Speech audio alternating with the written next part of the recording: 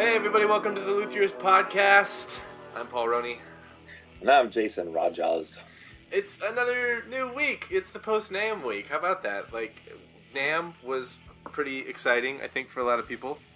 Yeah, and it's just like my Instagram feed is nothing but NAMM feed. Well, I should say not, because we did talk last time, but there are some people that don't do or not able to do NAMM. But let's say 57.2% of my Instagram feed was definitely NAMM. Yeah, that's the thing. It's like if you don't go to NAMM, you still get to see a whole lot of stuff because everybody's got to share it. yeah, and it's really what's really cool is to see some of the same. I mean, like just random people, you know, that are there taking pictures of stuff. People are picking up on some of the same cool instruments. So true. I saw from multiple sources some of the same instruments, even some of the same friends that we have here on the show. So that's cool. How about the Abasi guitars and friend of the podcast, Frank Falbo's, Mr. Falbo, the builder on those. Those are extraordinary instruments. I just saw Animals as Leaders about a month ago, and that was. They're cool machines. Definitely cool machines. That was very cool.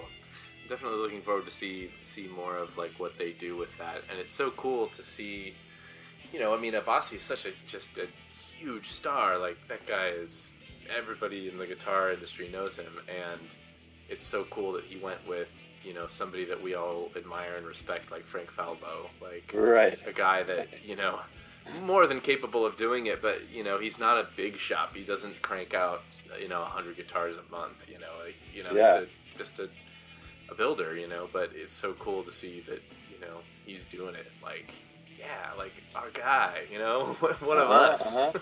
And hopefully we can have him on the show again here real soon to give us some updates on that. Because, I'm sure we will. Because he's definitely had some cool opportunities come his way here. Absolutely. So what's been new with you, Paul, around the guitar building realm?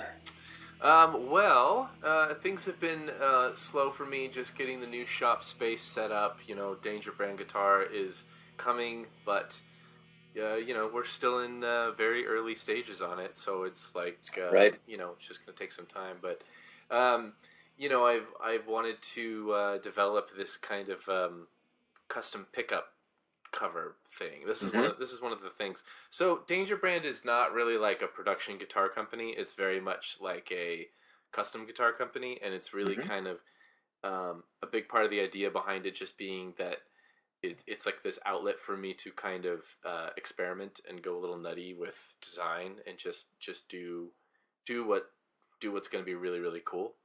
That sounds like fun. Yeah, of course. You know, whether or not it makes money or not is a whole other story. But that's just, well, there you cross that bridge when you get there. Exactly. But I had this idea that I wanted to do pickups differently, and I've always kind of liked Jazzmaster pickups for like how big they are and kind of the way that they have 4 screws, so you kind of have like height adjustment in all different directions. And I just, you know, and they look cool and everything. And so kind of inspired by that, I came up with my own shape, which still only uses 2 screws actually, but keep thinking about whether or not I want to add more screws to it. We'll see if that happens. But we'll make it heavier. Be careful, man. That's true. Good point. I know 4 extra screws on the guitar will really weigh it down. It's just like, whew, man, this thing wasn't heavy before, but now, whew, man. But I got in the process, I was prototyping stuff. I wanted to, and I was like, I want to check this out. So I had a couple of them 3D printed. I used shapeways.com.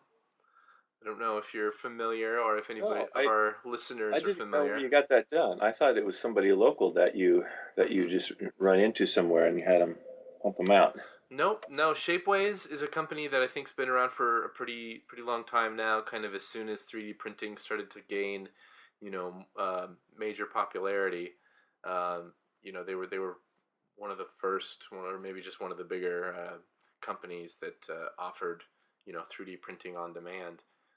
Just online, you upload your file, you pick your material, you pay your money, and you and next thing you know, it's in the mail, huh? Yeah, and then you get That's cool. printed part. You get a thing, you get a object that you designed. So they're cool. Like, it's this black textured plastic. They feel really solid, like just really strong, which I like, and they're not heavy. But I'm not crazy about the texture. Like, I want to find a way to have them look polished. So that's kind of where I'm at on it. Like, how thick's the material? It's as thick as you want to make it. That's what's nice, But mine are, I think they're 1/16 on the top, which is the thinnest part, and then around the edges, the sides of the pickup, it varies in thickness because of the shape of the thing, and so there's certain side walls that are thinner, and then the area around the screws is thicker. So on the underside, you're going to be able to see where the bobbins drop right in. So there's not empty space; it's actually filled in. Well, no, I mean, it is empty space. Like, where the actual pickup goes, there's nothing there. It's a full 3D object. I don't know how else to describe it. It's a full, you know what I mean? It's like ready to go. Like, I need to countersink the screw holes. The way that it printed, the top edge is kind of sharp, and so it needs some kind of a roundover or a bevel on it. But yeah, it's an interesting thing, and it's kind of my first experience with ever having anything 3D printed, so I'm kind of excited about it and kind of just looking forward to, what's going to be the next iteration of this concept, and where are we going from here, And I talked to Ken from Roadhouse Pickups, who's going to start prototyping my idea for the pickup that I want to have in there. Awesome. We're going to kind of have like some standardized pickups that we're going to do for Danger Brand, and just basically try to encourage people to like try these, some that are going to sound a little more traditional, others that are going to be a little more modern, and then but then just kind of also say, like, but if you want something custom, that is tailored to a specific sound that you're after, just let us know what you're looking for, and we can custom wind you something. Ken from Roadhouse is kind of just, he's going to be our guy for all that stuff, and he's going to wind all the pickups. So, if it's just a simple, higher output version of a humbucker or whatever, we'll have Ken do it, but everything's going to be sort of proprietary. It's not going to be one of these situations, where we're ordering pickups from all these other companies. It's going to be, we're doing it all in-house. So everything's going to fit under the custom covers. I can get on board with that. Yeah. How about you? What you got? What's new? Well, the day job has been kind of tiring. Today was a grading day. It was the end of the semester, and so like everything leading up to today has been kind of a lot of work and tiring, and just kids are tired, and you're trying to keep the band going, keep the choir going and stuff. But I haven't been out to the shop a whole lot. But one of the things I started doing was I dug out some guitars that were on the bench last summer when I had a couple of orders come up, so they got kind of sidelined. Yeah. These were some spec guitars, a 6-string Iris, a 7-string Iris, and an 8-string Iris, and I revisited them, and I realized that on the 7-string and the 8-string that I was just not happy with the finish. They were basically done. That was I've done this shellac with a tung oil finish on top of it, and it looks great. It looks gorgeous. It's very transparent in terms of just the grain and the color of the wood. It's great, but it's not particularly durable. And so what I found was that just from moving it around the shop, and I've also taken those guitars to a couple shows and stuff. Just from the moving it around the shop, onto the shelf, off to the shelf, packing it up, taking it to a show, putting it on my table, packing it up, taking it home.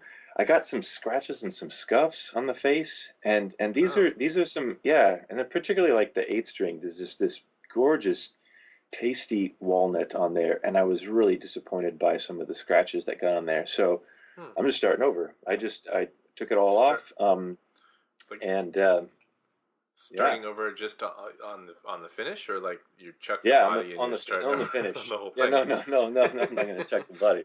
Nice, these are pretty cool.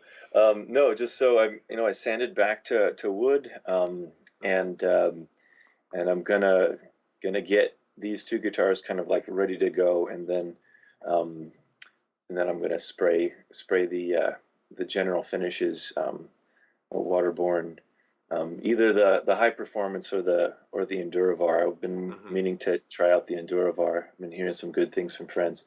So yeah, that's always disappointing to like you get something looking nice and then you're like, oh, I'm gonna grind it all back off. That's how I feel about all my old guitars that I painted in nitro. I see them these days and I'm just like, oh, this looks bad. I don't like it. Oh, it's so thick and gummy. What was that like sanding that shellac tongue oil finish off of? Because I have very limited experience with tongue oil specifically. Like the neck on my bass was what, when I decided to reshape the neck on my bass, I did that, and it's just a tongue oil finish is all it is. It's uber thin and like very, not at all durable. Like I already dropped it and it's already got dents in the neck. It's just like great. I'm gonna sand that out now. But I mean, does it gum up the sandpaper a lot? Okay. Yeah. Well, I that's mean, the experience I had too. Just sanding shellac. Shellac. The oil and the shellac, they warm up under the sandpaper, and you got boogers right away. Yeah. And so I went through like a sheet or two of sandpaper, getting and I was trying to start at a higher grit. I think 220 and then 320 is what was about where I was, and of course higher grit's gonna gum up faster anyways. But it was difficult. I was doing a lot of swapping out of paper, and but I've got them where I want them now, and it's just a matter of just prepping some things a little bit more, and I do need to do pour fill on the walnut before I shoot it. But what are you going to use for that? I'm not sure yet.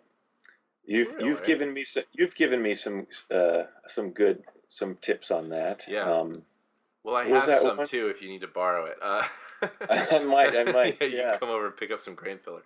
No, I like Gork's Good Filla, and I still keep trying Aquacoat. Like I keep trying it. You know what I mean? Like, because I want to like it. Like I want it to work. And I'm not saying that I've had like great results, but like I keep trying it. It's just that's where I'm at with Aquacoat. Keep trying it. And then Joe Parker, when I was down in Eugene, he showed me what he used, and I'm gonna blank on it now. Is it because he uses the Balin's lacquer, and so it's actually, I think, a Balin's product. Oh, the Poro Pack? Yes, that's what it is. And he does various tints to it and makes it like a kind of like a thick toothpaste kind of consistency. And he gave me some really good tips on how to put it on and how to take it off. Like put it on and wipe it off without like removing it from the pores. Right. Because you can squeegee something on. What was the tip for that? I mean, besides squeegee, it was like, something. What do you rub with? Because that was like always the hard part with that stuff for me, was like, what do you rub it with to get it to rub off? Yeah, so this was something he learned at Collins.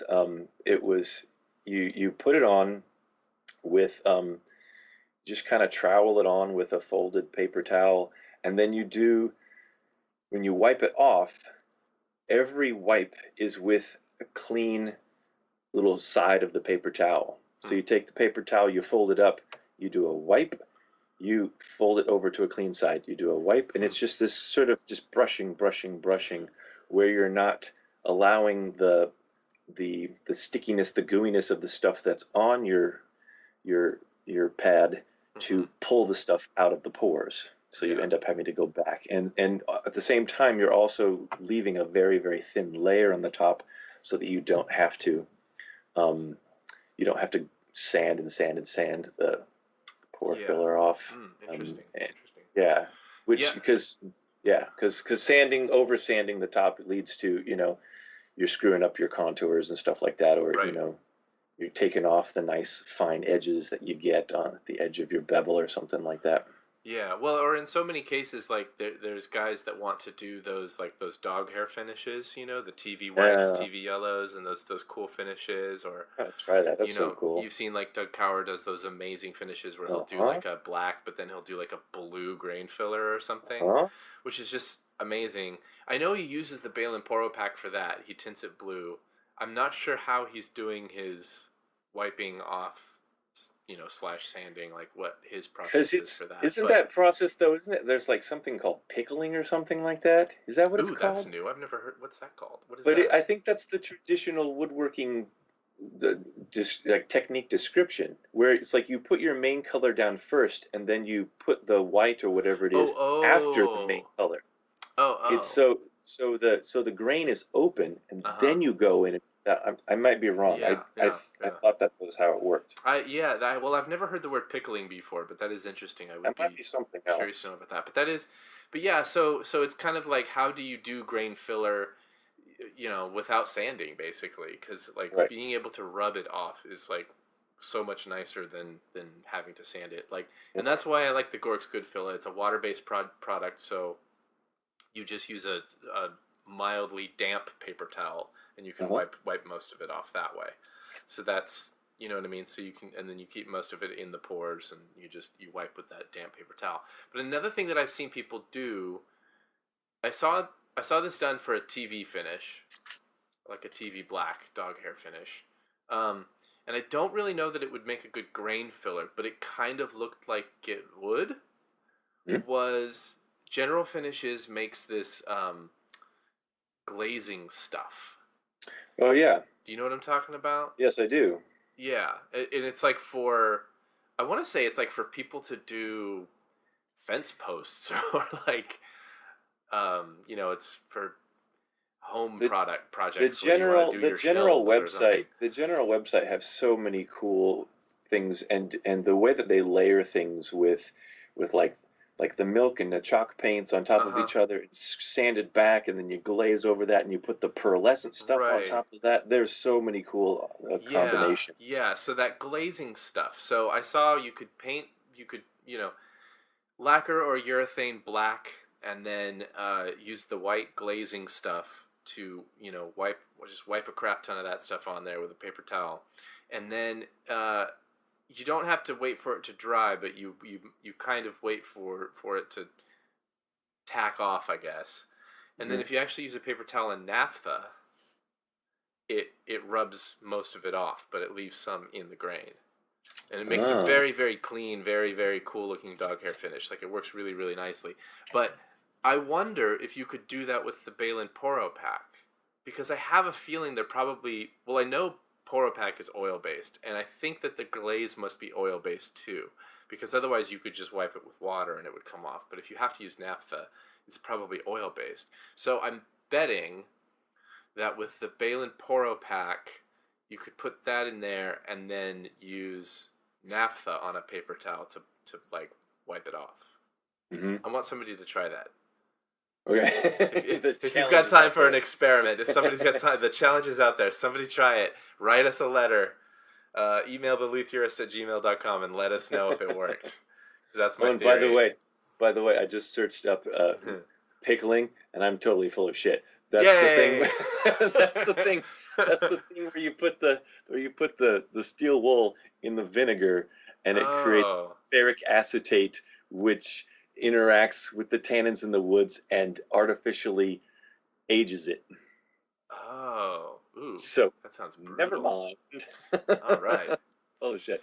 Well, all of this talk about finishing, Paul, is very, very appropriate, because this is a listener question show, and it's all about finishing. Because we've gotten a few more people. We're very appreciative of you filling out our survey. We've got a few more people filling out our survey, and 52% of respondents said that finish was their greatest challenge right now.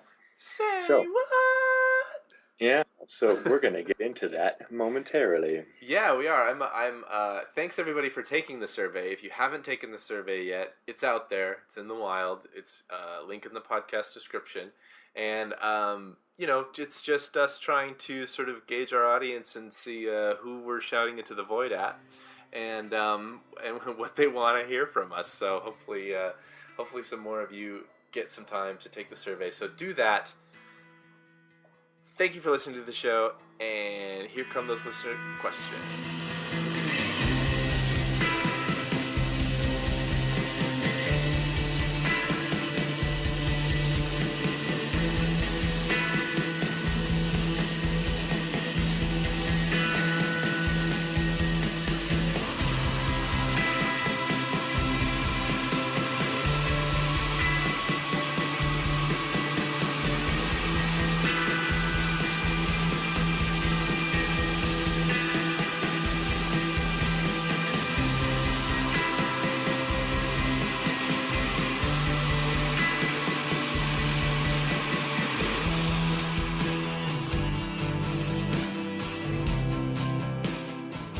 So before we get to the listener questions, I wanted to just take a little time to consider, why are we talking about finishes at all? Because doesn't everybody just use the same finish? Yeah. They put it all on the exact same way. Right. And nobody has ever experimented with anything else. Nothing else. When we decided on the theme of this show, Paul, I do a lot of thinking in my commute. I've got 30 minutes both ways to school. And so I'm thinking, why finish at all? Why is it that, maybe this is the teacher in me thinking about, so why would somebody want to finish something? Why do we, from the very earliest person who, I said, I made this out of wood, and they decided, hey, I need to put something on it. Why did they come to that in the first place? Or why didn't they just make it out of something else? Yeah. That's what I want to know. Like, wood is great and wonderful, but sometimes it's like, man, we picked the worst material to do this with. Right. So human ingenuity had to come up with some good ideas to make it work. Yeah. But again, like, what were they trying to accomplish? So I got to thinking about this, and really the first thing is, you're probably wanting to grind up beetles. You're probably wanting to protect it from the beetles. But so wood is a natural product. It's going to degrade naturally. It's going to degrade with the elements. It's going to degrade with fungus, bacteria. Bugs like to eat wood. But then also, if you're a person and you're using this object, holding it, you've got hand oils and salts and acids and just general dirt and grime and liquids, bodily fluids of all different kinds. And then also just the sun is really hard on wood. Can really fade and dry rot things. So people had to come up with something, some sort of some kind of product, some kind of chemicals, something to put on it to prevent it from just like the natural decomposition of the wood. Probably the second consideration was, once people started making nice things out of wood, they wanted it to stay nice, and so a good finish maintains the intended show surface. So if you've got this piece of wood with this particular color or this particular grain, you're going to want to preserve that as long as possible. Well, I wonder what that was like the first time that somebody sort of said, man, if I get this wood wet with some water, that quilt figure really pops out. I want them to look like that all the time. Right. You know what I mean? So they were like, how can I get it wet but keep it wet always, but without water? Yeah. I think one of the early solutions was like animal fat. Really? Yeah. Little quick side story. When in college, my wife went did a study abroad in Kenya, and part of their time in Kenya was actually traveling with and living with the Maasai people out in the plains, and my wife, they were walking everywhere, you know. She hurt her leg. I think she twisted her knee or something. And this guy went and made her a walking stick. So he pulled this, you know, nice straight branch off an acacia, stripped all the bark off, and then took cow fat and rubbed it into the stick. And she still has the stick, you know. It's a souvenir she's kept, you know. That was in 1995, and this stick looks exactly the same as the day she brought it back. So I mean, there you go. I mean, using materials at hand. I mean, it's, you know, it's a simple oil finish, I guess you could call it, you know. So there you go. That just came to mind. Thanks for bringing that up. There you go. You know, and obviously, once people started using pigments in their finishes, they wanted to maintain the color. You know, if you're able to achieve some sort of beautiful color that wouldn't be possible on the natural wood surface, you want to keep it that way. And then another thing that connects more with that first one, the protection of the wood, is durability. There, depending on if it's a tool or if it's an article of jewelry, it's a kitchen, you know, utensil or a musical instrument. You want it to last, and if a musical instrument is something that you're putting your hands on a lot, you want it to last. So you want it to be durable, to resist the wear, to resist dings and bumps and stuff like that. That would further, you know, ugly up the surface. Yeah. And so, you know, using the animal fat on the stick is just one example. So, you know, over the centuries, people doing this, they've come up with a lot of solutions, and some of those solutions are oil based. People also at some point in time figured out how to use the excretions of the lacca bug and what we have called shellac now. You know, it's just like, how does somebody figure that out? Like, this bug pooped on a tree. I'm gonna stick it all over my nice new. If I mix this with alcohol and rub it on wood, what happens? Like, wow. Yeah. I don't think I would have thought of that. I really don't. Yeah. If you get into like traditional violin building, you know, of the Cremona masters and stuff, all of those varnishes were proprietary recipes. And some of the again, how did people come to this, you know, this solution, and how people figure this out? It's like crazy alchemy.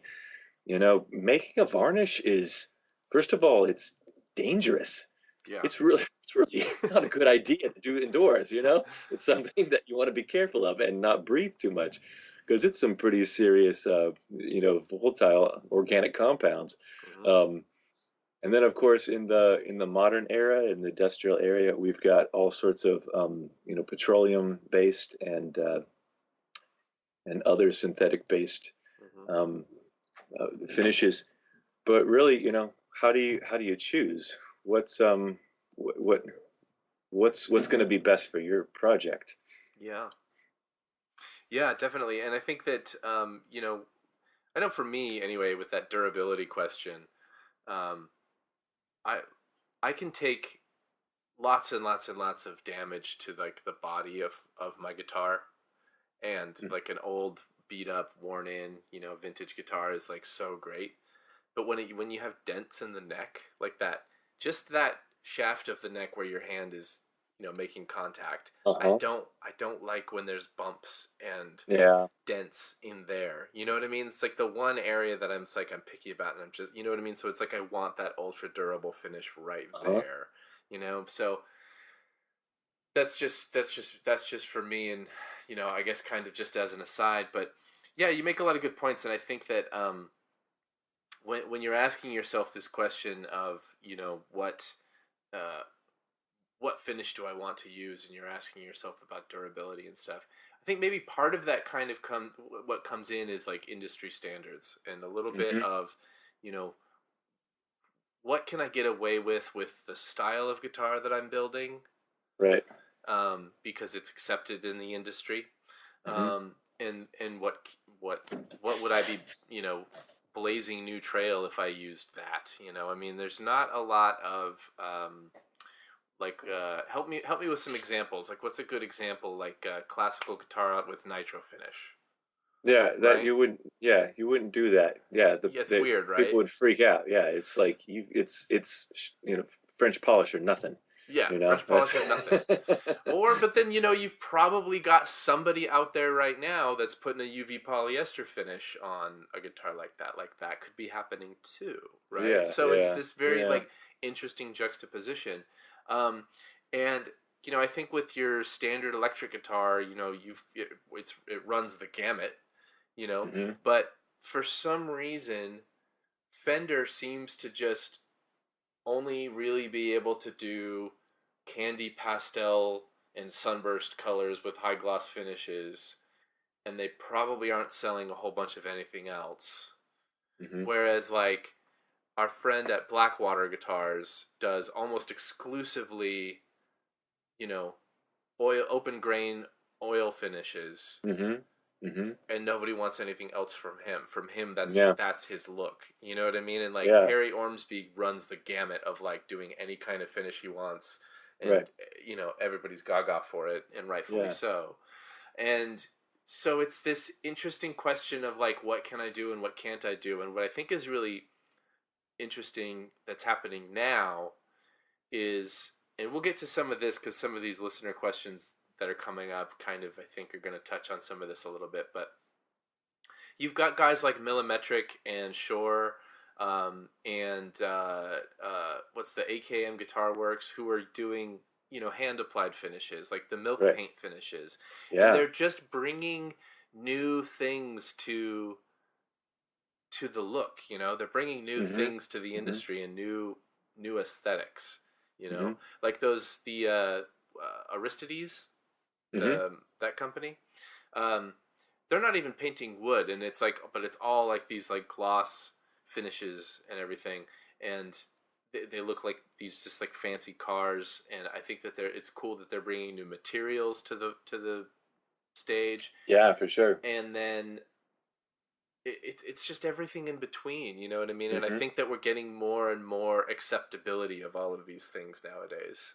And that feels good from a builder Yeah, standpoint. I agree. I think, I think part of it has to do with just making sure that you're communicating with your audience and with your customer base, and just Mm-hmm. letting them know the benefits of a variety of Mm-hmm. finishes, and also just letting them also know the um, just like the upsides, the downsides of them. Mm-hmm. If you're gonna sell something with an oil finish, you got to tell people, like, you're gonna probably see pick scratches on that front of that. Yeah. It's you're not gonna be able to just you know grab a nice damp washcloth and just kind of buff those out.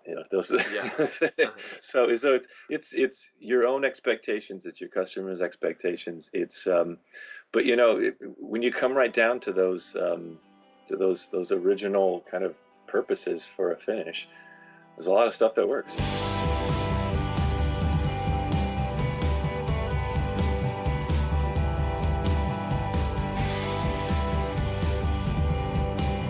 All right, Jason. So we got some listener questions.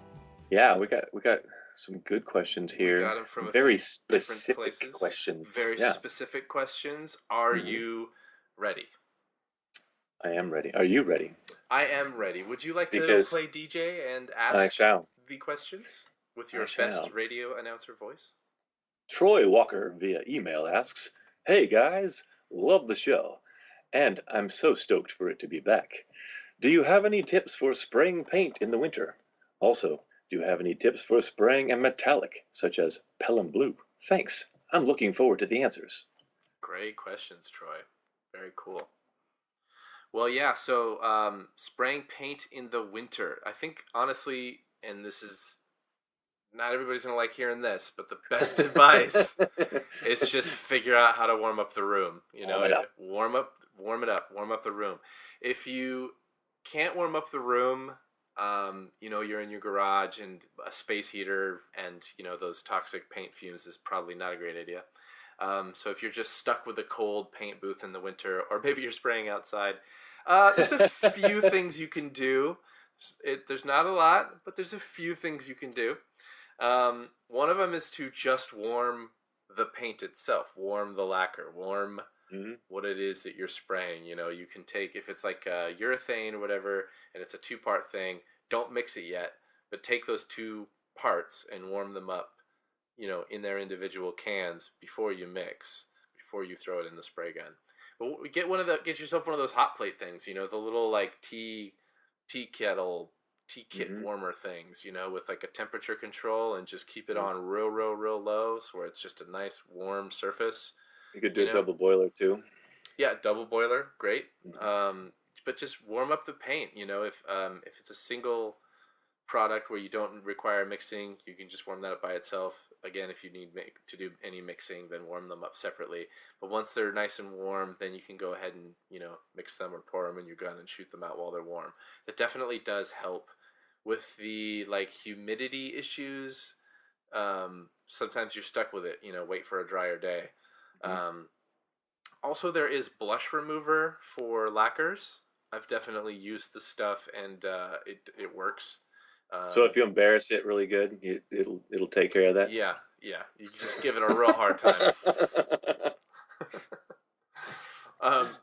Yeah, it can kind of, if you hog on too much, it can actually kind of much and cause it to run and bubble, and it can be a total nightmare. So you've got to just use the stuff real lightly.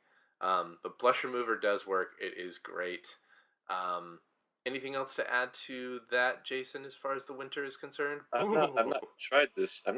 But could you warm up the guitar? Can you like hit it with a heat gun first? Does that work? Oh, yeah. You know, I suppose you could.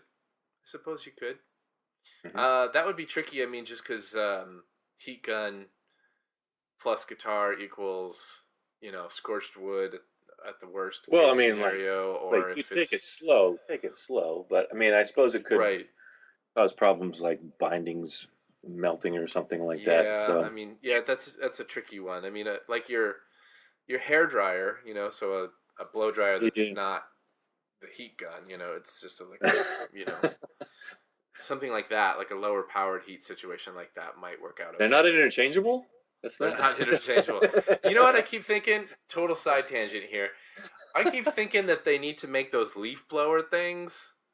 First of all, they need to make leaf blowers. Well, they do make leaf blowers that are battery powered. Not everybody knows that, but you get those like Ryobi 12-volt batteries that they make, and they make a leaf blower that you get for those things, like, and they work really good. So like, why would you waste the gasoline when you can just recharge your battery, right? Okay, so that's great. But why don't they make those things with a heating element in them for the wintertime?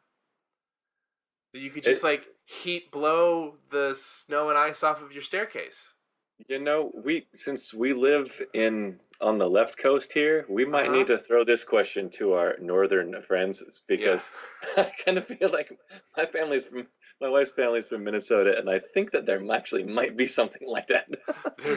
There needs to be a thing like that. If it's not, somebody invent that. And then you can bring it into your shop, into your garage, and turn it on in the corner. Let it warm up the room, and then you spray your finish. There you go. And it will actually push your fumes away from you. There you go. No, but yeah, I mean, really the best advice with the spraying in the winter situation is just, if possible, warm up the room. And if not possible, warm up your medium. Failing those two options, wait for a warmer day. Like, it's just, you don't want to be spraying in the cold. It's a tricky thing to do. Yeah. We're going to need to put some like fine print disclaimers on this episode, aren't we? People are going to be blowing up their houses. Yeah. Do as we do, not as we say. What was the other? Spraying metallic? Metallic, yeah. Spraying metallics? Yeah. So my method for spraying metallics was always just to get good coverage initially. Basically just get some on there, and you learn over time, like you learn to just steady your hand and control your spraying so that you get a nice, you know, even coat without that sort of blotchy splotchiness. You just sort of learn that technique through practice and time.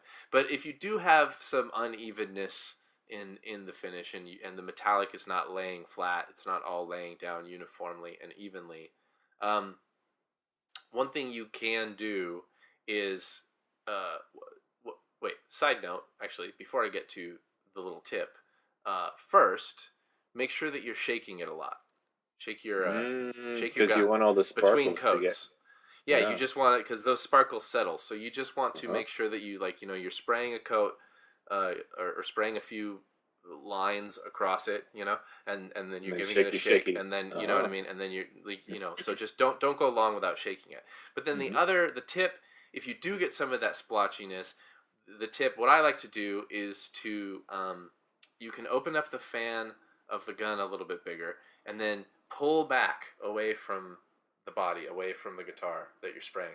So, normally when you're spraying, you're like 10 inches to like a foot, maybe something like that, away from it. You're gonna pull way back to like 18 inches. So you've got some distance between you and the gun, and then you're basically shaking and spraying at the same time. So you hold down the trigger and just shake vigorously and just smatter it all over there. Just hose it. But you're hosing it from a distance. Clarification, okay? Yeah. So you were going from splotchy blotchy to hosing. So what? How is this fixing it? I know. Yeah. Okay. So maybe it's. I'm glad you asked, because it's important. It's important that we try to explain this thing in a way that's understandable, and so, like I said, with practice, just doing it, repetition, just doing it over and over and over again, spraying a metallic finish gets easier, and you'll start to get to the point where your finish is less and less splotchy just from normal spraying technique, right? So that's really like the important thing, and that's really what you should shoot for, and really just, practice makes perfect in this situation. However, sometimes even when you try your damnedest, you've still got some of that splotchiness. So you've still got a little bit of just like uneven, where it's a little dark here, or it's a little, and so so that technique of pulling back, getting your distance, you just hold the trigger down and shake it, and you kind of, you don't like hold it down and shake and just stay in one place. You're still kind of following a pattern, following, your basic sort of like spraying pattern, but you're moving really fast. So, each stripe across the object is very fast, right? Okay. I really wish I could do one of those little like boomerang videos of you waving your arm around right yeah, now. because I'm just perfect. This makes for great audio because people have no idea what's happening. I'm just waving my arm vigorously and looking like a lunatic to Jason, just specifically to Jason. Yeah. But yeah, it's kind of the same technique. It's just that you're doing it faster. You're doing it from farther away, and you're just. The reason you do it faster is to keep that gun shaking, just to keep it, you know what I mean? Keep the particles swirling in your cup, keep it really just like agitated, Excellent. And that's the best way I've found to correct any, issues. When you do it that way, it's going on really light and really dry, and it might take a little bit of doing that, a little bit of, time, basically, a lot of coats of doing that in order to cover up any really uneven, really like, large dark areas that, like I said, where maybe like where the metallic didn't lay down flat. So it's not necessarily the best technique, the most recommended technique. Like, you shouldn't strive to just make that your technique, but it can help, right? Okay. Like, I always try to do a perfect metallic finish just with a normal spraying technique, and then the pulling back technique is really just kind of for correcting minor errors, That makes sense. Yeah. All right, cool. Well, good. all the arm waving there, that I think that we've covered it. Yeah, I'm winded. I am tired now. Let's wrap this up. No, when are you gonna do a metallic finish, Jason? When are we gonna see you waving your arm vigorously for a metallic finish? I will need your help. I Okay. will need your help because right now I'm working on just nice natural finishes, and every now and again doing a hand rub dye. Ooh. Yes. We got another question here. This one comes from Instagram. Latter Day Guitars asks, "Need to get you guys on Stitcher." I guess that was more of an explanation of the question. We've tried. That we're working on it. Like, I've emailed Stitcher and who's Stitcher? It's a podcast app. It's a podcast provider app. Stitcher is. Stitcher, if you're listening, get us on your dang platform. I don't know how to do it. I'm not like a tech head, and we don't have experts to help me with that. So we're looking into it. Like, we are trying to get on Stitcher. We've had some technical difficulties in our attempts so far. So yeah, not there yet. Someday the Stitcher. Yes. Yeah. Okay, but anyways, onward. Latter Day Guitars. He says, "I can paint like a pro," that's pretty awesome, but want to know how to clear coat from the paint booth to color sanding to polishing. Ooh. So how does the whole thing happen? The whole process, getting the clear coat on there and getting it to the polisher. Yeah, so I've got 3 things for this. Three bullet points, right?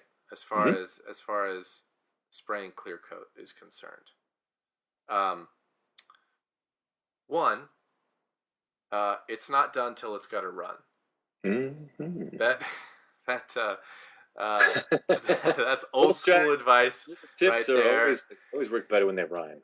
Yeah, it ain't done till it's got to run. Which is to say, just get the clear coat on there. Like, especially with lacquers or with other products that are, they gas off a lot and they're really thin. They just need a lot of coats. Mm-hmm. And just get the coats on there. Put a bunch of coats on, and then if you need to. Lacquer's cool because you don't really even have to like scuff or sand. You can just come back the next day and spray more coats. Like, do that. If it gets really, really bad, like super orange peely, then you can sand it. But you don't. I mean, it melts into itself, so you can just keep applying the stuff. And other finishes have that advantage, or at least to some degree have that advantage. You might know, actually, the high performance, aren't you able to recoat that within 24 hours and it burns in or something? Or is that... Yeah, okay. I mean, actually, the manufacturer's recommendations are a couple 3 coats over 2 or 3 days. Yeah. Yeah. Okay. Great. Whereas polyurethanes or polyesters cure completely, and you have to sand in order to get the good adhesion. And if you burn through or whatever, you can get good witness lines, which are always hideous and fun. So with those, really, you do want to try to get everything on in one coat, one day's worth of coats, I should say, if possible. So which actually brings me on to the second point. So if you have enough clear on there, it kind of doesn't really matter too much how bad your orange peel is. Like, we don't like orange peel and we don't want orange peel, and as much as we can avoid it, we're gonna try to avoid orange peel, but you're just going to be sanding it anyway. You're going to be wet sanding it and then polishing it. So what's the problem? Why does the orange peel even matter that much? You know what I mean? If you have less orange peel, that's maybe less wet sanding that you have to do, which is great. Saves you some elbow grease. Mm-hmm. But you're going to be sanding it anyway. So if you're getting orange peel, you're getting orange peel, and you can work on that. There's all kinds of little things you can do about learning your spray gun, learning your spray setup, learning the material that you're spraying. Obviously, it would take like an encyclopedia and 4 or 5 or 6 other. We could probably have an entire podcast series just on spraying Clearcoat. if we narrowed it down product by product by product, right? Right. Because for each one, they're different viscosities. They're going to spray differently. You're gonna have to consider your tip size. You're going to have to consider your air pressure. most guys I think are using HVLP, but some guys like the siphon feed guns. How wide your fan is, the fan pattern coming out the front of the gun, your airflow in the booth, the temperature in the booth, as we discussed earlier. So there's all these different things, and you have to. That's just the process of getting to know it, and that's just experience where you're just and play with that stuff. Like, don't be afraid to just say scrap. Yeah. I mean, I've had plenty of situations where I just thought, like, God, I'm just like, it's just doing that on the guitar, and it's just hosing and it's like, maybe I just need less pressure. You know what I mean? Dial the pressure back and go real low pressure and everything, and it's like, oh, that's much different. You know what I mean? Or vice versa. In other cases, it's like, well, shit, I need more material. Like, go. So I go more pressure. Or maybe sometimes it's, you have that needle that adjusts how much material is coming out of the tip. So there's all these adjustments. So you just get to know those, and so you should strive to spray better clear coat all the time. But again, when all is said and done, if you've got enough clear on there, even if you do have orange peel, you're just going to be wet sanding it all off anyway. Right. So it's really okay. I'd say it's almost more important to get enough clear on there than it is to lay down that clear coat perfectly.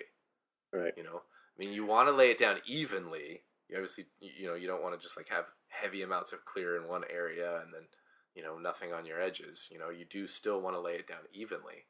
And again, basic spray technique of just like that steady pace and the overspray and the how much you overlap each pass. As long as you get a good even coat that has enough clear on there, you can really work wonders with that wet sanding and polishing. Mm-hmm. And another thing to add to that whole like laundry list of things you gotta know about, and is specifically with your finishing product, is how long do you let it cure before you go do the cut and the buff? Yeah, of course, absolutely. Which, all 90% of the time the product should tell you on the label somewhere, of course, right? Yeah. And everybody knows that lacquers can take a very long time, and most urethanes are at least overnight. Polyesters can be overnight. What's the water-based urethane, the high performance? What's the time on that? It's what is it? Like 7 days, 5 to 7 days before. Yeah. Before you do that, and then some people, I think depending on your film thickness, you might want to let it, you level and maybe let it sit for a little bit longer before you take it to the buffer. But yeah, it's instead of a month or more like lacquer, you're talking about a week maybe, or a little bit more, 10 days at most. Yeah, it's pretty nice. If you do have to sand between clear coats, between 4 to 800 grit. You don't want to go finer than 800, and you don't want to go coarser than 400. So you're going to want to be somewhere in that range. And depending on what kind of product it is, how much you're trying to level it at that point. Because if this is a situation where you feel like there's too much orange peel on there and you need to level that out before you can shoot more clear, maybe it's really bad and you feel like you need to do 400, but try 800 and see if you can level it out with that first. And if you can level it out fine with that, quickly, then you can get away with your 800 and clear coat from there. As far as the wet sanding and polishing process is concerned, different folks are going to have a different take on this. I know for me, starting at least 1200. Well, and I say at least, I mean in terms of how coarse it is, because I've done it starting at 800. I've done it starting at 1000, and I've done it starting at 1200. And I find 1200 for me usually tends to be a pretty happy spot where I can start there and you know, I do generally tend to get my clear coat laid out pretty nice, so that's probably part of the reason why I can start at 1200. But if I had more orange peel, I would probably need to attack it with something a little more coarse. But when you're starting out with that wet sanding, use a harder, bigger block. Always block as much as humanly possible. Like, don't just use your fingers, right? But so use a block, and the bigger block and the harder it is, you know, the better you're gonna get as far as you're knocking down that orange peel, right? Mm-hmm. And I mean, none of those you know, I think it's called a Dura block that you get at like an auto parts store. Mm-hmm. For wet sanding, they're not that hard. Like, you can feel it's a rubber. It's a dense foam rubber, you know. And those are about perfect. That's about as dense as you want to go, you know, as far as hardness is concerned. But yeah, start with a harder block, and then as you move up through the grits, most guys will just use the same block all the way through the process, and that's great. Go ahead and do that if you've got a block that's comfortable. But sometimes you have those hard to reach areas and you need to switch to a smaller block. You can either, you know, get another Dura block and cut it into pieces. You can cut custom shapes to reach specific weirdo parts of your transitions of your guitars if you just have areas that are hard to get to. But I know for me, in certain situations, sort of once I've really like knocked that orange peel down, I feel I don't need to have as hard of a block, and I can actually move to a softer block. So then it's just a matter of taking out scratches from the last grit. Yeah, exactly. And the softer block doesn't gouge as much if you get like basically a gummy grain buildup. You know what I mean? Yeah, kind of can pull it back into the paper a bit. Yeah, exactly. It'll be absorbed by the cushion of the block. You know what I mean? Mm-hmm. So it can be a little tricky because if you're starting with like 800 on a fairly hard block, those scratches are fairly deep and they're going to be hard to sand out. And then you're going to want to go through each consecutive sandpaper grit to get it out. And this is a lot of sanding, you know? I've seen and I tried this, the recommendation to change directions every grit. Mm-hmm. So as simple as just going at 90 degrees, or even going at like rotating your direction 45 degrees every time. Yeah, sure. But it's not so much that it's going to remove the scratches any better. It's just that so you can see them better. You can see that you have in fact completely unified all of the scratches with your current grit, and you have eliminated the contrasting scratches from the previous grit. Yes, and I'm glad you say that. I might have forgotten to mention it, but yeah, that is a great technique. Go in different directions. You know, straight line sand. You're not wet sanding in circles, right? You're wet sanding. Oh, wax on, wax off. Yeah, wax. Yeah, it's not wax on, wax off. But yeah, I always take it up to 2000 grit, and then I'm a big proponent of the pedestal buffer. I love the Menzerna compounds, that pink. Mm-hmm. Oh boy, I cannot remember the code numbers of specifically which ones, but it's the pink sort of medium cut, and then the white fine cut. Right. Or I think maybe the pink is supposed to be fine, and then the white is supposed to be extra fine, or something like that. Maybe so. What I have from Stumac is the medium is more of a brick color, red color, and the fine is white. Okay. Yeah. So it's those, and I think that they're fantastic. I have used a few hand polishing compounds, the Menzerna paste compounds. I've used like the 3M Perfected, and that's the swirl remover, right? Yeah. Well, they make a swirl remover, and they make another one that's a different Perfected. That's, I think, just called rubbing compound. But and then there's also TCP Global Custom Shop makes a fantastic polisher that I'll have to look up and maybe help me remember I'll put a link in the podcast description, Yes. because it works very nicely. And those you can use on those wool pads, the ones that spin that you can get on the car buffing polisher, you know what I mean? Mm-hmm. So those things, or the little handheld one that looks like a little gun that's just a little 3-inch pad, those things. But those are usually random orbit though, right? I think some are not. Some of them just spin. So kind of depends on what you got, and they're pretty high speed. They really book it. You know what I mean? Usually the random orbital ones aren't booking it quite as fast. Okay. And I think that I am really curious to try. Like I've always been on the hunt for like some kind of a pad that I could put on a random orbital sander, just stick it on my Dynabraid. You know what I mean? Mm-hmm. And then use that. Like, I'm still looking for that. If anybody finds anything like that, like, definitely clue me in. I'd love to try it out, but I haven't found anything quite like that yet. But yeah, like I said, the important things, is just get enough Clearcoat on there, because you're going to be taking a lot off with that wet sanding and buffing process, and you don't want to burn through at that stage. No burn through. Sucks.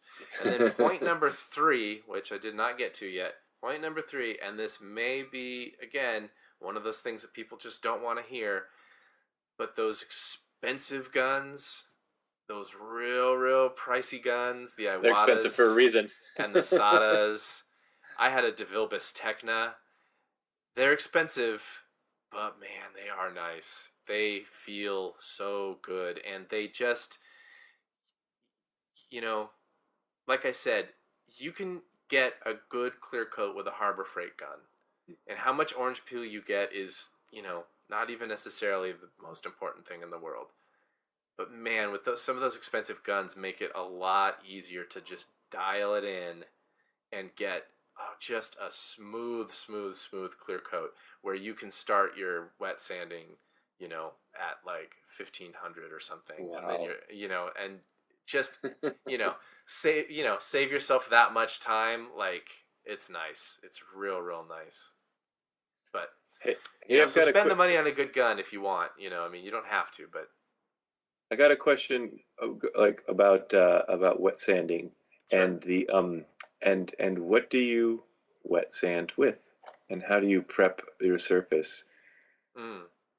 Good question. So I like, for paper, I like Duragold.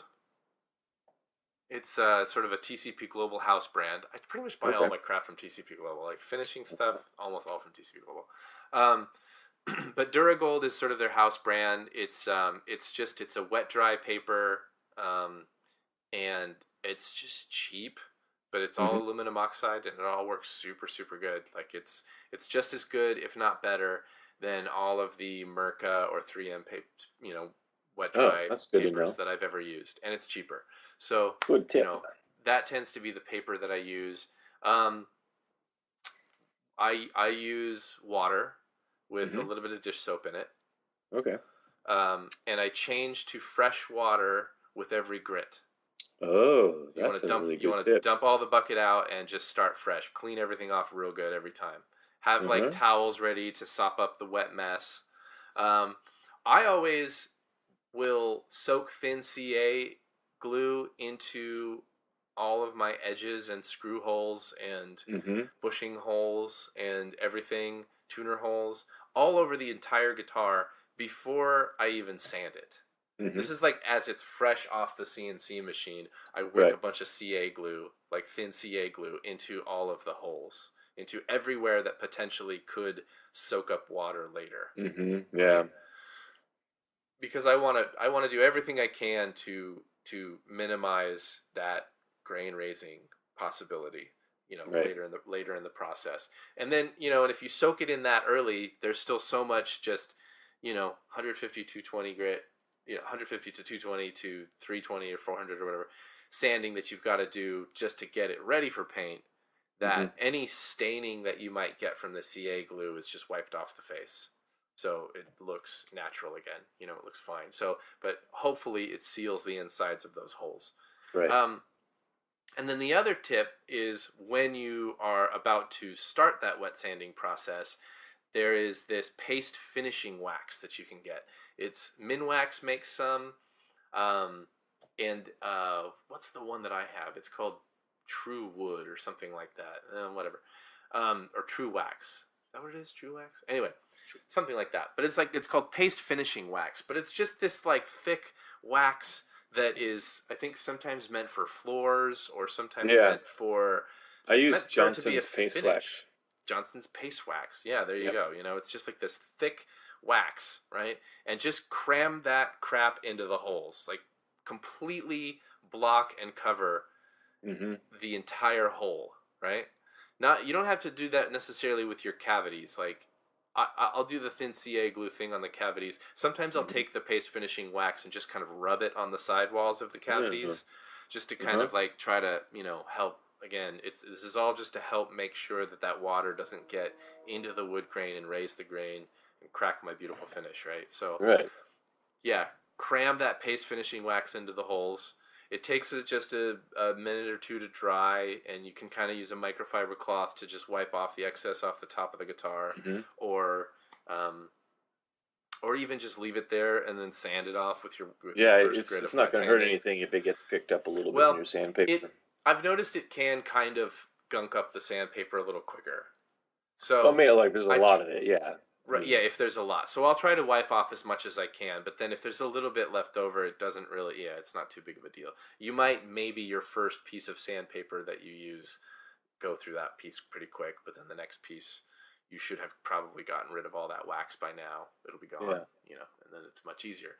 So, yeah, but that stuff it's just a way to keep the water out, and after you're done with all of your wet sanding, all of your buffing, and you still have that wax in there, you can just use compressed air and blow it right out of there. It'll dry. It kind of shrinks, especially like in larger holes. It'll shrink enough that it'll just fall out, you know. Or you can pick it out with a toothpick, or if it's just tiny little pickguard screw holes, leave it in and just use it to lubricate the screw. Like, go for it, you know. Yeah. But yeah, that's my 3 tips for Clearcoat, I would say, and I hope that some of that information was useful. That's a whole Do you have pile anything of to stuff. add to That's that? good. No. All This right. is I'm as I've said this before, I'm taking notes while you're talking here because this is stuff that I need to learn too. Well, I think also if people wanted to talk about specific finishes and try to get more information on that, you know, we could do that. Also, I think that, you know, in the future, we are pushing towards more content for our YouTube channel, and a lot of what that's going to be is testing everything, you know, testing things like what is the best glue and what is the best clear coat and what is the best sandpaper and what is the best paste finishing wax. And then people will be able to see you shake your arm around. And then they can see me shake my arm around, yes. We have another question coming up here. Wire Dog Guitars from Instagram asks for us to talk about finishing methods for people that don't have access to a spray booth that can still give good results. For example, rattle can paints and lacquers, oils, wipe-on finishes, and maybe alternative finishes such as chalk or milk paint. This is a great question because this is something that I definitely came up against here, because really I don't have space for a booth, and I still don't, even though I made myself one. But it's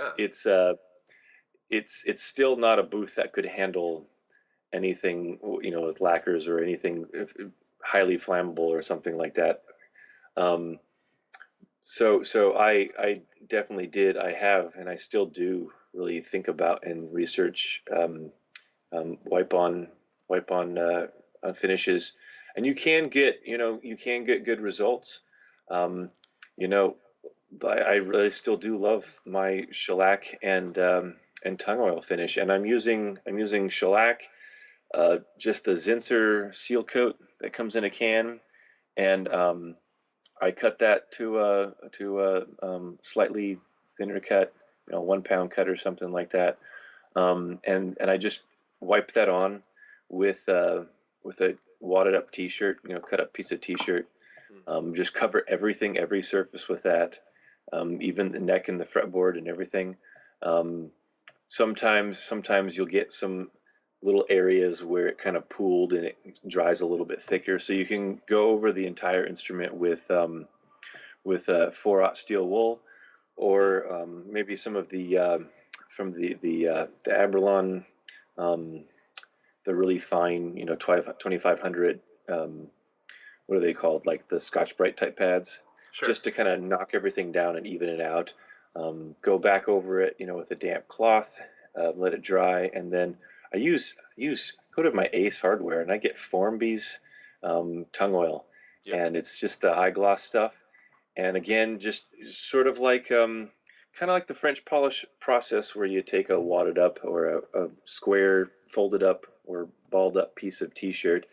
You get some on there, and then I do little circles, in an area, maybe a quarter or a half of a guitar. And then in the French polish tradition, there's what's known as that's the padding on, and then there's the spiriting off, where you take a little bit more alcohol on your pad and you do long strokes to kind of blend everything in. So I do that, the circles with the oil, long strokes blended in, and then you can recoat that in an hour and do the same thing. And I've gone up to as many as like 10, 11 coats of that. It really doesn't build a film. It just sort of kind of looks a little bit deeper, I think, in the luster. And then, once you get to the end, let that dry for a few days. You can come back with a dry T-shirt and kind of buff it a little bit and kind of blend some things. Again, if you've got some little spots that kind of pooled a little bit and they've got a thick spot on there. I've also done a pretty convincing flat finish just by hitting it again with the steel wool. And it looks really nice. So that's an option. And again, you're not getting the super bulletproof durability, but it's warm. It looks good. It feels good. It's never sticky under your hands in terms of your arm or your hands on the neck or anything like that. And I put it on every surface. Every surface gets the same thing: the shellac and the tongue oil, the body, the back of the neck, the headstock, the fingerboard, everything gets it. And it gives a very uniform look to the entire instrument for a natural finish. And it even works well over like a hand rub dyed finished as well. Using trans tint or some similar aniline dye or something like that to do your rub on. It works really well. There are other wipe-on finishes, various polys. I think is it Minwax, or it might even be another Formby's product. It's a wipe-on polyurethane. I've heard good things about that. But when it comes to the alternative finishes, like the chalk and the milk paint, like Florian with Millimetric there, and doing that some of the stuff. I mean, he's getting great results from that. He's really worked out a good system there, and he's just rolling it on. I think he's rolling it. Yeah. I think it's with one of those. I know. I think it's with one of those really tiny, like foam, really. Yeah, sure. I think that's what he's using, and then he's doing like a Danish oil on top of that, right? But he's done such a good job getting such consistent and even results. But you know what? That you heard about that in our listeners might have remembered that from a previous episode talking with Millimetric, and he's bringing that from a furniture background, a Scandinavian furniture background, and when it comes to some of those things, like go on the General Finishes website and just look at all the stuff, and if you want to use it, do it and follow their instructions, because they know what they're doing. Whether it's it's a tabletop or whether it's a knick-knack or something like that, they know how their finishes work, and so many of those products are compatible. They really are. When it comes to that whole idea of access to a spray booth, when we were at Clayton Pledger's place back in the fall, I was really impressed by just the simplicity of his spray booth. I mean, it was a couple sort of like just 2x4 or even like furring strip divider walls with some 5 mil plastic on it, and a fan pulling the air out. And he's using the EnduroVar. It's mainly just to keep the finish from settling on the tools and stuff in his tool part of his shop. When I was down looking at Joe Parker's shop in Eugene, he's using like an old. He said when they moved into the house, they had this wire rack thing, and you can see it in the video. You find in kitchens. Yeah. And so he just made a little. So when it comes to spray booth, it doesn't necessarily need to be one of those ones that's perfectly climate controlled and the air is being evacuated at so many cubic feet per minute or something like that. It's just you need a backdrop to catch overspray, and again, depending on what kind of what the level of toxicity of your overspray is. If you're using a water-based finish, most of that stuff it gets 12, 15 inches from the gun and it turns to dust. It just dries in the air and it falls to the whatever surface you're painting over, just like dust. It's just this fine white powder on everything. So you want to just catch that. In my case, I'm just trying to keep it from landing on all the the bikes and the garden tools in the garage. It doesn't have to be super high tech. It just needs to be consistent, and you just need to learn to work with your space. Yeah, absolutely. And I'm glad you brought up millimetric. It's such a cool example of like, somebody using milk paint, like one of the alternative things. But you make a good point. There is so many different kinds of coatings out there. And honestly, any coating is better than no coating. So like I would definitely encourage people to just go for it. Find something, grab the first thing on the shelf at your local hardware store and just go figure it out. Like you can do it. Like there are methods. One method, one thing that I'd like to sort of mention is also like Z-epoxy. That's kind of a cool product for doing it's a lot of guys use it for like sealing and grain filling, and I think you could definitely it's just a good example of something that you can get that you can mix safely like in your own home, and you don't need to spray it because you can just wipe it on. And so it's just a 50-50 two-part epoxy thing. It actually kind of has a nice amber tint, like it looks good on the wood. You can either squeegee it on, or you can actually thin it with denatured alcohol. And wipe it on. It can make a mess, and I'd recommend if you are going to use it, those fumes aren't super great. Do it outside if you can. A lot of this stuff is really like part of the whole spray booth thing is kind of not just like that, oh yeah, you can spray in there, but it's also just the fact that it's pulling fumes out in a way and you're not breathing them. So so even if you were wiping on a finish, you still wouldn't want to breathe those fumes. So, as much as possible, whatever kind of finish you're doing, either do it outside and wear a mask, do it away from other people and animals, and wear a mask. And your garden. Don't let it fall on your tomatoes. And if you don't have that option, then at least do it in front of a window and put a fan on the other side that blows it out the window or something.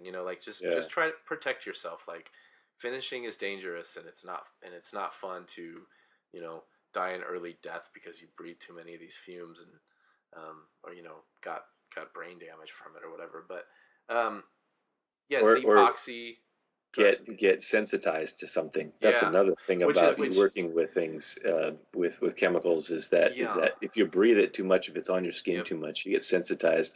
You start having anaphylactic type reactions to things, which is life threatening. Absolutely, and that's the reason why I bring that up now, is because Z-epoxy is it's an epoxy, and epoxies are notorious for that happening to people. You know, I would assume just about any epoxy that you can get your hands on, West System or System 3 or any of those, would be, you know, you if you're careful enough and you're smart and you take your time, you could probably lay down at least a solid sealer coat, you know, maybe even with grain fill and everything, you know, and maybe even make it your final finish. I mean, I know guys have done that where they put that down and they polish it and they. Well, is that what Michael Spalt's doing? Possibly. I mean, I know that. So he's got those instruments that have those embedded like dioramas practically, you know. Well, so I've seen. I think that is probably a liquid plastic, maybe one of those polyurethane. We'll have to find out. What do they call that? Wow, I'm blanking on it. That's too bad. But they sell it at craft stores. They sell a version of that at craft stores, for like jewelry makers and stuff like that. So it's just like real small bottles or whatever. So yeah, it might just be an epoxy. There's a company right now that is kind of, I think, gaining popularity among. You've probably seen it on Instagram. It's that really popular thing that a lot of guys are doing with tables now. They'll take 2 live edge slabs and put them like live edge to live edge in the middle. Yeah. And then they'll block up all around it, and then they'll fill that cavern between the 2 pieces with like some swirly blue metallic pretty colored or maybe just a clear blue epoxy, and it makes it look like a river. And then they cut off all the blocking and they run the thing through the drum sander, and then they put a satin finish over it, and you get this gorgeous table that looks like there's a river running through the middle of it. And it's stunning and beautiful. And there's a company that's making epoxy right now that they're very much marketing like to that kind of craft, because they're showing off like, yeah, look, you can add metallics and colors and all this other stuff to it, and it doesn't look like, it looks like whatever they've done with their formulation of their epoxy must somehow be preventing the bubbles. You know, it must be allowing the bubbles to just come out. The company's called Ecopoxy. I know they're on Instagram at Ecopoxy. Here's another company. I just our friend John Songson tipped me off to this company because the guitar that he's building right now, he's doing some cool inlays in the fretboard, and he's doing a cavity or a shallow cavity with a little bit of like gold leaf in the floor of it, and then epoxy fill to level it. Okay. And he found a company called Smooth On. Okay. And they have an epoxy called Tar Bender, and it's specifically Google Tar Bender. That's and such a great name. It's just, okay.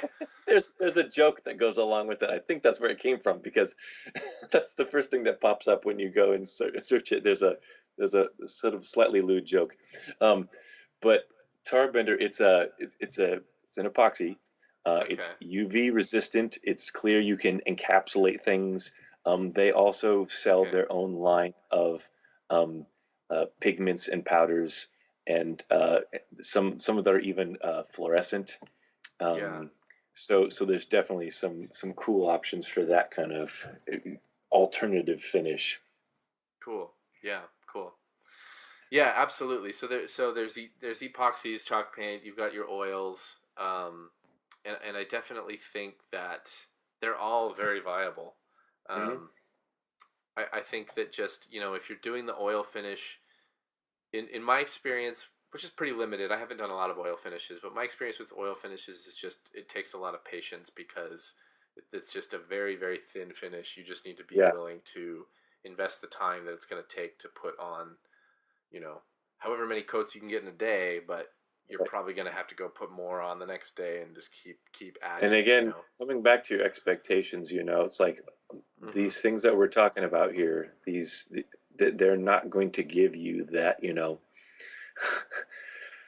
that wet, glossy, finish that looks like it's an eighth of an inch thick. Yeah. If you want that, you got to go do that. But if you're okay with a thin, more rustic's not the word, because definitely the stuff that Florian's doing with millimetric guitars is not rustic. Right.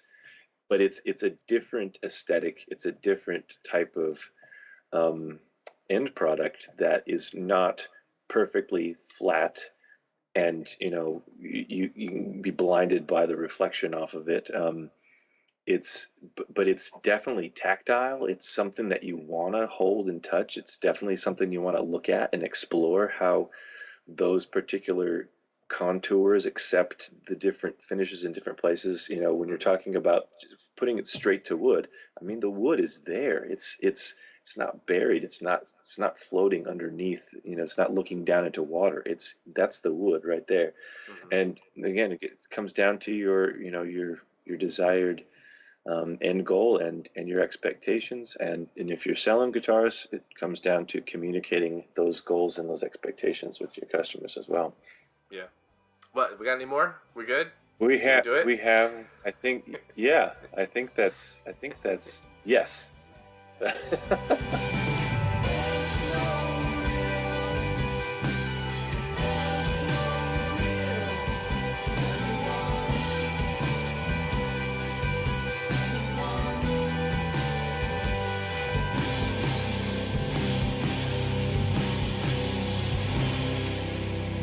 Okay, Jason. So we've talked about finishing ad nauseum. What did we learn today?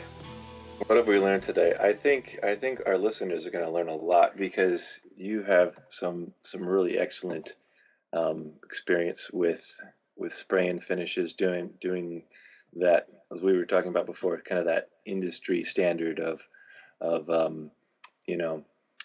nice paint, nice sparkle, nice flat clear on top of that, bringing it up to a high gloss. I hope that people found some of the things that I said about some wipe-on finishes useful or interesting. I'm sure they did. And you have way more experience with high performance than I do, so. My personal takeaway is just some good tips about the next time I try spraying, because I'm going to be spraying very soon here. Just that path, the path of the spray gun, the runs, getting those runs, it ain't done till it runs. And you're not literally trying for runs. I know. Just to clarify on that one. But just like you want it to float, you want it to be enough that it's kind of levels into itself. Yeah, for sure. Mm-hmm. Yeah. And I'm always learning more about that step between the spray gun and the polishing arbor, because being able to level and to wet sand in a way that is completely removing the previous scratches, and really bringing an instrument to the buffer ready to go, so that you don't end up buffing and then seeing this shiny surface and you're like, wait a minute, what are all those marks? Yeah. Don't ask me how I know this. So I think I'm going to be well armed going back into the spray booth coming up soon here. Very cool. And what about you, Paul? What did you learn? I learned that when I don't know how to explain something, I just use my arms. It makes for really great podcasting. Speaking of podcasting, thanks everybody for listening to the Luthiers podcast. If you'd like to support the show, there's a link to become a podcast patron in the podcast description. God, this is the hardest. I can't get it out. I don't talk this much generally on like a day-to-day basis. We've done so much talking tonight. There's a link. Just go to the link. And look for the link to our survey too, because we're getting some good information from people, and we want to know what you have to say. Yeah, take our survey. We will see you on the Facebooks and the Instagrams and the Twitters, and we love you. Thanks for listening. Indeed. Okay, bye.